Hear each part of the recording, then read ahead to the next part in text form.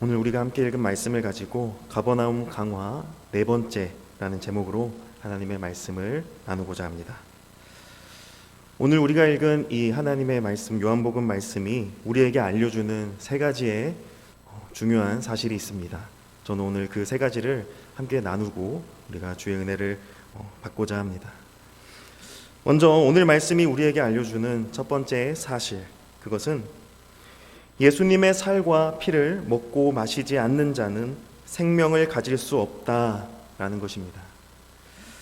예수님은 자신을 인자라고 호칭하시며 사람들이 자기의 살을 먹고 피를 마셔야 생명을 가지게 된다고 말씀하십니다.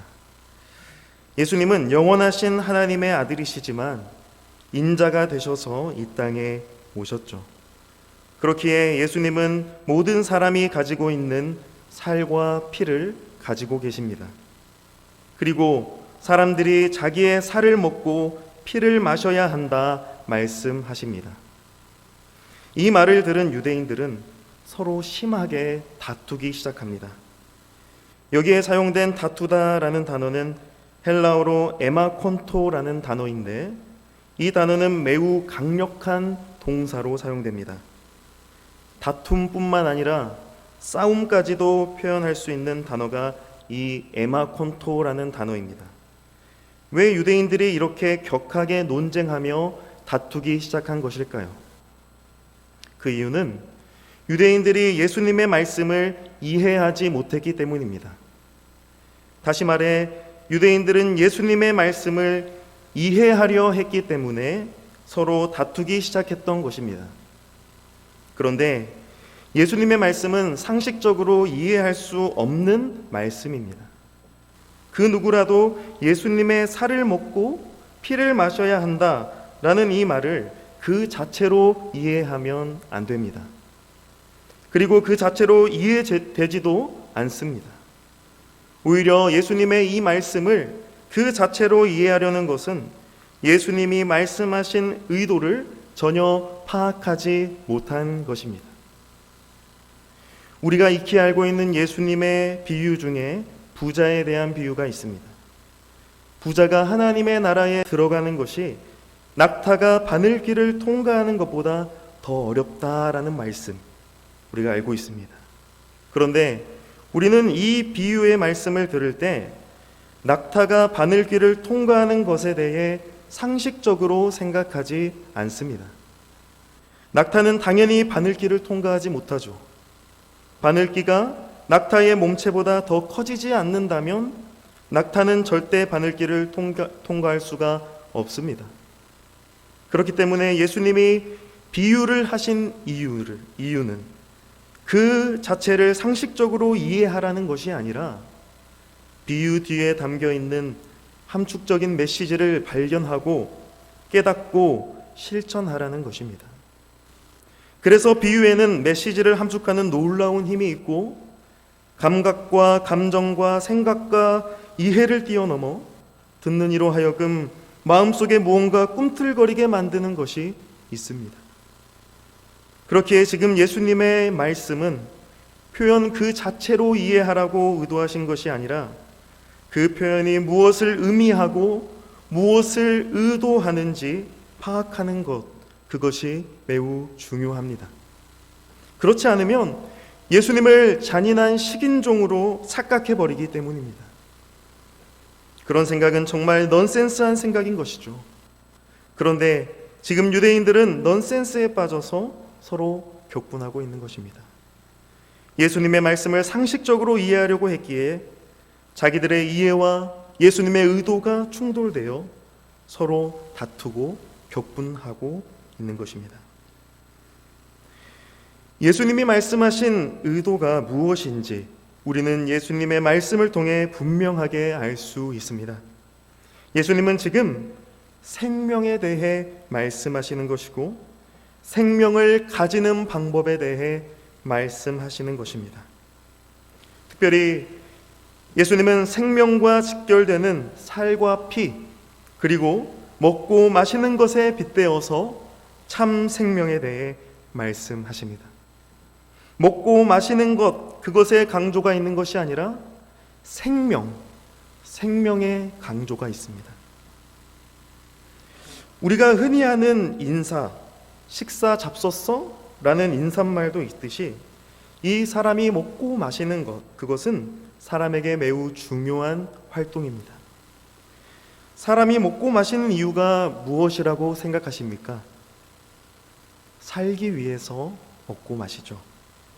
사람이라면 누구나 살기 위해 먹고 마시는 것을 죽는 날까지 해야 합니다.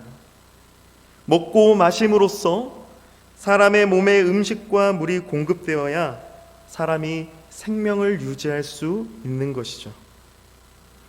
예수님은 바로 생명을 유지하기 위해 먹고 마셔야 하듯이 예수님 자신의 살과 피를 먹는 것과 마시는 것에 빗대어서 말씀하십니다. 특별히 다른 누구의 살과 피가 아닌 인자, 곧 사람이 되신 하나님의 아들의 살과 피를 먹고 마셔야 한다 말씀하십니다.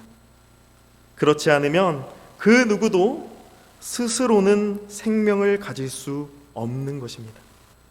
즉 예수님의 살과 피가 사람에게 생명을 주는 유일한 것이란 말씀입니다. 그런데 우리는 이 세상 가운데 수많은 생명이 있음을 봅니다. 나무에게도 생명이 있고 나비에게도 생명이 있고 꽃에게도 생명이 있고 고양이도 생명이 있고 사람에게도 생명이 있죠. 예수님을 믿든 안 믿든 알든 모르든 우리가 주변을 돌아보면 어디든지 생명이 있습니다. 그렇기 때문에 사람과 식물과 동물이 살아갈 수 있는 것이죠. 우리는 일반적으로 모든 세상에 존재하는 생명을 보며 살아갑니다. 마찬가지로 우리 자신 역시도 생명이 있기에 숨쉬며 살아가는 것이죠. 하지만 지금 예수님이 말씀하시는 이 생명은 보편적이고 일반적인 생명, 즉 모든 사람이 다 가지고 있는 사람의 목숨과 같은 생명을 말씀하는 것이 아닙니다. 엄밀히 말하면 모든 사람이 가지고 있는 일반적인 생명 역시 예수님이 주관하시고 다스리시지만 지금 예수님이 말씀하시는 생명은 오직 예수님의 살을 먹고 피를 마시는 자만이 가지게 되는 참 생명입니다. 이것은 일반적이고 보편적인 생명, 즉 모든 만물 가운데 존재하는 생명이 계속해서 가리켜 왔고 지금도 가리키고 있으며 앞으로도 영원토록 가리킬 참 생명입니다. 그것이 바로 예수님의 살과 피를 먹고 마심으로 가지게 되는 생명이라는 말씀입니다. 모든 생명이 가리키고 있고 빗대고 있는 그 참 생명이 바로 사람이 되신 하나님의 아들 예수 그리스도이십니다. 그래서 그 누구도 예수님을 먹지 않고 마시지 않으면 그 생명, 참 생명을 받을 수 없습니다. 예수님의 살과 피를 나누지 않는 곳은 그 어디라도 참 생명이 존재하지 않습니다. 이 말은 예수님으로 나의 생명 삼지 않는다면 나에게는 소망이 없다 그 말입니다. 유대인이든 헬라인이든 그 어떤 사람이든 사람이 되신 예수 그리스도로 나의 생명 삼지 않으면 그 누구도 참 생명을 가진 것이 아닙니다.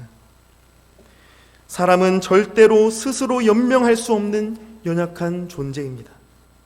먹을 것을 의존해야 하며 마실 것을 의존해야 하며 돈과 물질을 의존해야만 연명할 수 있습니다. 병원을 가보십시오. 제 아무리 많은 것을 가진 사람이든 제 아무리 적은 것을 가진 사람일지라도 산소 호흡기를 의존하지 않으면 절대 스스로 생존할 수 없습니다. 사람은 원래부터 의존적인 존재로 지음받았기에 사람의 생명 역시도 사람에게 의존하지 않습니다. 그러나 사람이 되신 하나님의 아들 예수 그리스도는 자존하신 하나님이십니다. 그분은 생명의 창조자이시며 생명의 공급자이시며 생명의 근원이십니다. 그분은 모든 만물을 만드신 분이시며 모든 만물이 존재할 수 있도록 섭리하시는 하나님이십니다. 그분은 영원하신 하나님이심에도 불구하고 먹고 마시는 것에 의존해야 하는 인자가 되어 이 땅 가운데 오셨습니다. 왜냐? 그 누구에게도 그 어디에도 찾아볼 수 없던 참 생명을 주시기 위함입니다. 예수님은 죄로 인해 하나님과 분리되어 생명을 잃어버린 자들에게 참 생명을 주시기 위해 사람이 되어 오셨습니다. 그렇기에 오직 예수님에게만 참 생명이 있으며 예수님을 의지하는 자는 참 생명을 가지게 됩니다. 이것이 바로 오늘 말씀이 알려주고 있는 첫 번째 사실입니다. 이 생명의 말씀이 우리 안에 역사하심으로 말미암아 참 생명이신 예수 그리스도를 의존하는 우리 모두가 되기를 간절히 소망합니다. 오늘 말씀이 우리에게 알려주는 두 번째 사실은 바로 예수님의 살과 피를 먹고 마시는 자는 영생을 가졌고 마지막 날에 예수님이 다시 살리신다라는 것입니다. 왜냐하면 예수님의 살은 참된 양식이며 예수님의 피는 참된 음료이기 때문입니다. 앞서 말씀드렸듯이 사람이 음식을 먹고 음료를 마신다는 것, 그것은 의존한다, 그것에 의존한다는 의미입니다. 사람은 먹을 것과 마실 것을 의존해야만 살아갈 수 있다는 것이죠. 그래서 이 먹고 마시는 것은 나쁘고 잘못된 것이 아닙니다. 그런데 과거에나 지금에나 금욕을 추구하는 자들은 먹고 마시는 것을 거룩하지 못한 것이라고 여겼습니다. 먹고 마시며 몸을 만족스럽게 하는 것은 하찮은 것이다 라고 생각했습니다. 그래서 먹지도 않고 마시지도 않으며 자기 자신을 훈련시켜 어떠한 경지에 도달하게 될 것이라 생각했습니다. 그런데 여러분, 먹고 마시는 것, 이것은 하나님께서 우리에게, 사람에게 베풀어 주신 놀라운 축복이 아닙니까? 우리는 하나님께서 인간을 먹고 마시는 존재로 창조하신 것에 대해 감사해야 합니다. 사람이 어떻게 에너지를 공급받고 살아가죠? 그것은 하나님이 창조하신 먹을 것과 마실 것을 통해 에너지를 공급받고 살아갑니다. 하나님께서 먹을 것과 마실 것 각각의 알맞은 칼로리와 영양분을 넣어두셔서 사람으로 하여금 체력과 건강을 유지할 수 있도록 은혜를 베풀어 주신 것입니다. 그러나 우리가 늘상 의존하는 이 먹을 것과 마실 것, 이것은 우리의 몸을 건강하게 유지시켜 줄 수는 있지만 그것이 우리에게 영원한 생명을 주는 것은 아닙니다. 중국의 진나라의 시황제가 불로장생의 약초를 찾아서 먹었다라고 가정한들 사람은 영원히 살 수 없습니다. 결국 사람은 모두 죽음이라는 관문을 향해 쏜살같이 날아갑니다. 아무리 좋고 진귀한 것이라 해도 먹고 마시는 것으로는 영생을 얻지 못합니다. 그래서 사람이 이 땅에서 먹고 마시는 것은 영원한 것이 아닙니다. 그와 반대로 이 땅의 모든 것은 시간이 지나면 썩어지고 사라져버리기에 영원한 것이 없다는 것을 보여줍니다. 그렇기 때문에 썩어 없어지고 사라지는 것은 영원한 것이 반드시 필요하다는 것을 교훈하고 있습니다. 그래서 결국 인간은 썩지 않을 영원한 것을 계속해서 더듬더듬 만지려고 하고 잡으려고 하며 그것을 추구하고 소망하며 갈망하며 사는 것입니다. 그런데 오늘 하나님 말씀이 바로 그 영원한 것이 무엇인지 알려줍니다. 오늘 하나님 말씀은 바로 그 영원한 생명, 그 영생이 바로 예수 그리스도이시다라고 말씀합니다. 그리고 예수님을 먹고 마시는 자가 영생을 가진다 말씀합니다. 예수님이 영생을 주실 수 있는 이유는 그가 예수님이 원래 시간과 공간에 계셨던 분이 아니시고 영원 가운데 계셨던 성자 하나님이시기 때문입니다.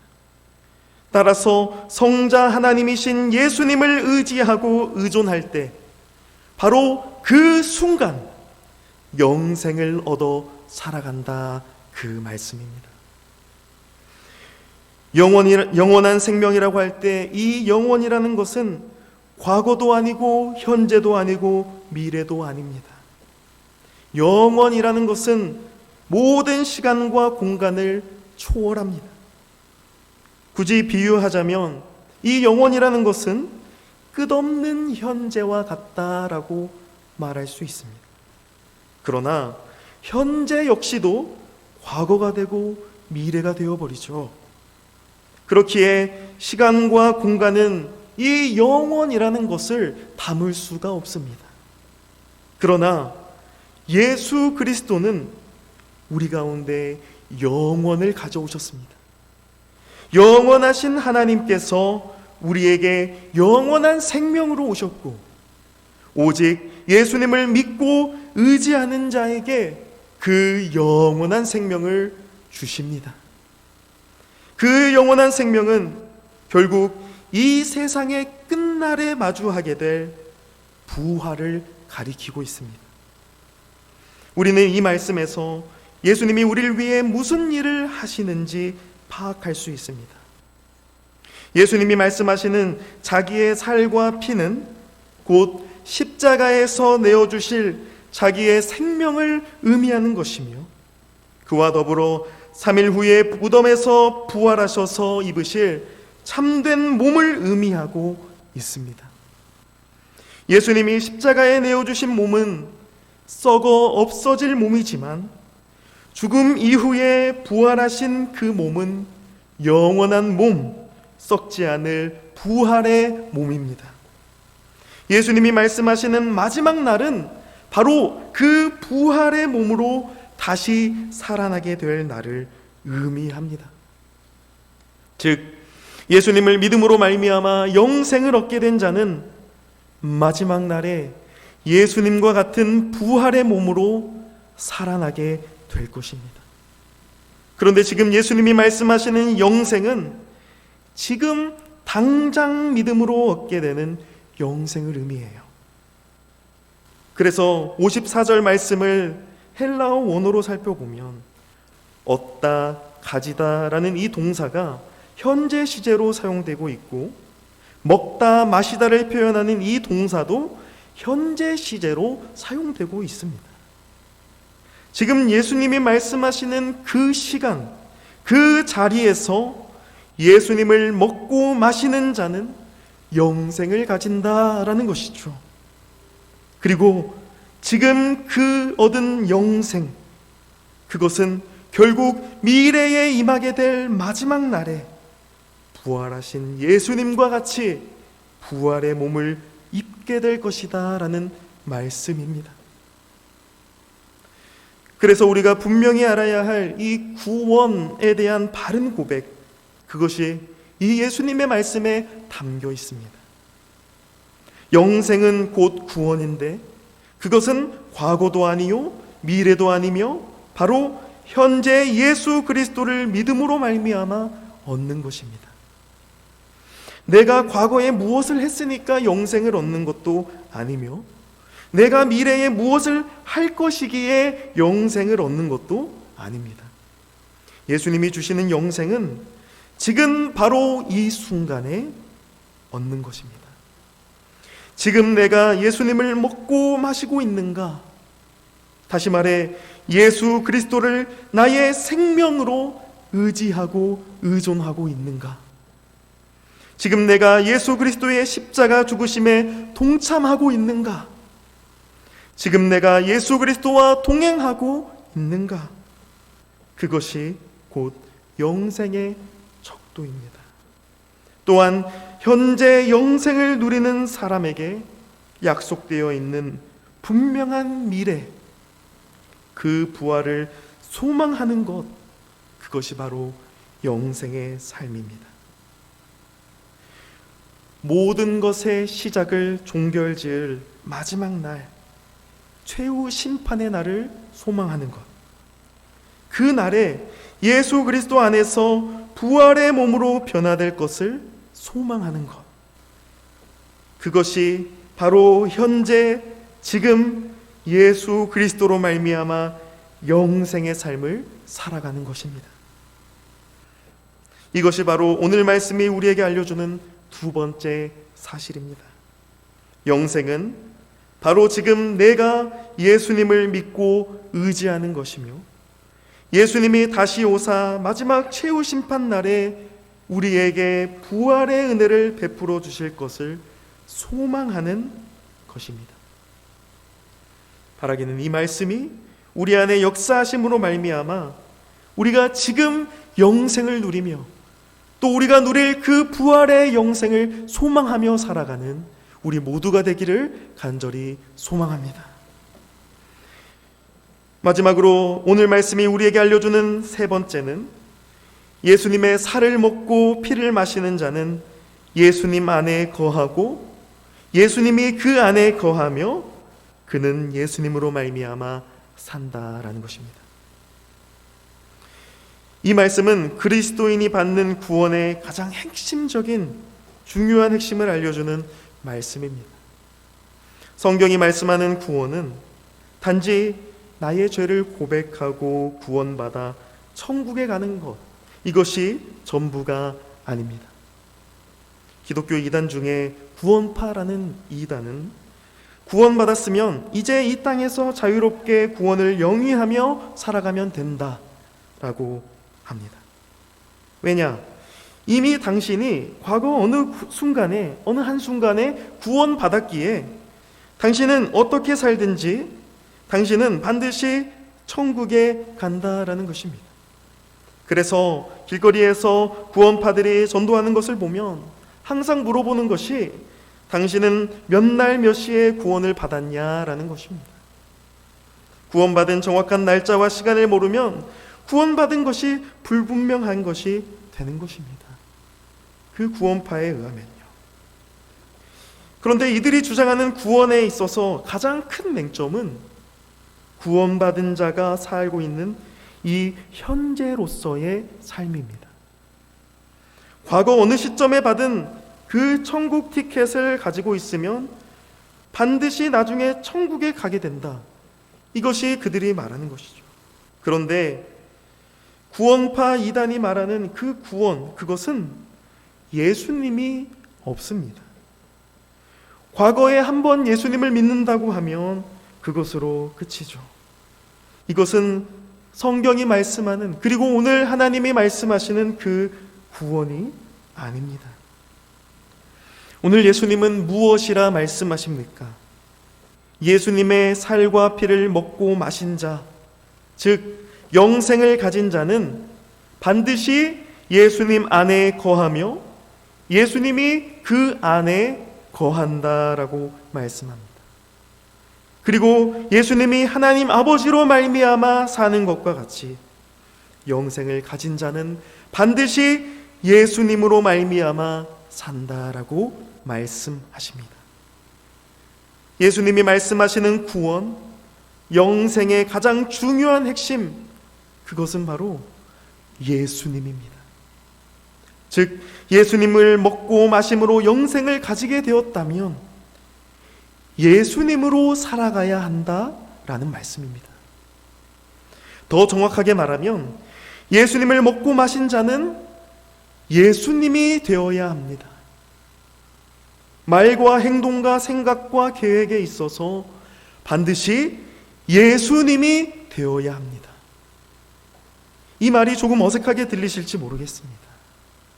하지만 이 말은 신자가 예수님처럼 하나님이 되어야 한다라는 말이 아니에요.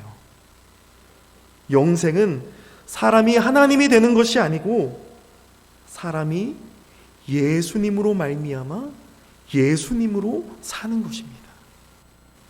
이제는 과거의 내가 아니라 내 안에 계신 예수님으로 사는 삶, 그것이 바로 영생을 가진 자의 삶입니다. 오늘 말씀의 유대인들은 자신들이 선택받고 구원받은 하나님 백성이라 생각했지만 그들 안에는 예수님이 없었고 그들의 삶에도 예수님이 없었습니다. 예수님 당시에 그리스 로마의 철학자들은 자신들의 철학을 따라 살아가면 영생을 얻을 것으로 생각했지만 그들 안에는 예수님이 없었고 그들 삶에도 예수님이 없었습니다. 시대가 흘러 중세시대의 로마 교회가 성당을 거대하게 짓고 온 세상이 기독교의 형식 안에 살아갔지만 그 안에는 예수님이 없었습니다. 지금도 마찬가지입니다. 영생을 가졌다고 하지만 예수님이 없고 예수님이 살지 않는다면 그곳에는 영생이 없습니다. 영생은 반드시 예수님이 내 안에 사는 것이며 내 삶에 예수님이 드러나시는 것입니다. 정확하게 말하자면 예수님 때문에 사는 사람, 그 사람이 진정 예수님을 먹고 마심으로 영생을 가진 자입니다. 사랑하는 우리 교회 성도 여러분, 우리 안에 영생이 있다면 우리의 지식과 삶에 예수님이 역사하시며 나타나셔야 하는 줄로 믿습니다. 우리 모두 내 안에 예수님이 사시도록, 우리 교회 안에 예수님이 사시도록 간구하기를 소망합니다. 나의 말과 나의 생각과 나의 행동이 예수님을 나타내고 증거하고 전파함으로 우리가 영생을 가진 자임을 드러내기를 소망합니다. 그리하여 영생에 갈급한 많은 영혼들, 예수님이 아닌 다른 것에서 영생을 얻으려고 하는 영혼에게 우리를 통해 참 생명을 보고 듣고 주님께로 나오게 하는 우리가 되기를 간절히 소망합니다. 사랑하는 우리 교회 성도 여러분, 저는 총 4회에 걸쳐서 예수님의 가버나움 강화 말씀을 나눴습니다. 우리가 오늘 읽은 59절에 기록된 말씀대로 지금까지 나누었던 가버나움 강화 말씀은 예수님께서 가버나움 회당에서 가르치신 말씀입니다. 당시 유대인들의 회당은 유대인들의 율법주의가 만연했던 곳입니다. 즉, 예수님은 율법을 가지고 자기들의 외식을 자랑하고 율법을 잘 지키는 자기들에게 영생이 있다라고 주장했던 유대인들을 향해서, 또 그러한 세상을 향해서 이 강화의 말씀을 하신 것입니다. 이것이 무엇을 의미하는 것일까요? 그것은 바로 이제는 율법이 아닌 예수 그리스도께서 오심으로 말미암아 새롭고 산 길이 열렸다라는 말씀입니다. 유대인의 회당, 구약의 성전, 이 모든 것이 예수 안에서 성취되고 완성되었고, 그래서 이제 예수님 안에 거하고 예수님의 말씀 안에 거하는 자만이 영생을 얻는다는 것, 그것을 분명하게 말씀하신 것입니다. 그래서 유대인 중에 유대인이었으며 예수 그리스도를 믿는 자들을 핍박했던 사도 바울이 영생이신 예수님을 만난 뒤에 기록한 편지 갈라디아서 2장 20절 말씀에 영생의 핵심을 다음과 같이 말합니다. 우리 함께 갈라디아서 2장 20절 말씀을 한 목소리로 읽겠습니다. 시작. 내가 그리스도와 함께 십자가에 못 박혔나니 그런즉 이제 내가 사는 것이 아니요 오직 내 안에 그리스도께서 사시는 것이라. 이제 내가 육체 가운데 사는 것은 나를 사랑하사 나를 위하여 자기 자신을 버리신 하나님의 아들을 믿는 믿음 안에서 사는 것이라. 아멘. 사랑하는 여러분, 이것이 바로 영생입니다. 내가 아닌 내 안에 예수께서 사시는 삶, 이것이 바로 영생의 삶이며 결국 마지막 날에 예수님 안에서 부활의 몸을 입게 될 우리의 믿음의 고백입니다. 바라기는 우리의 삶의 걸음걸음마다 예수 그리스도께서 충만하게 살아 역사하심으로 말미암아 우리의 영생이 날마다 풍성케 되며 우리에게 베푸신 영원한 삶을 누리며 살아가는 우리 모두, 우리 교회가 되기를 우리 주 예수 그리스도의 이름으로 간절히 축복합니다. 아멘.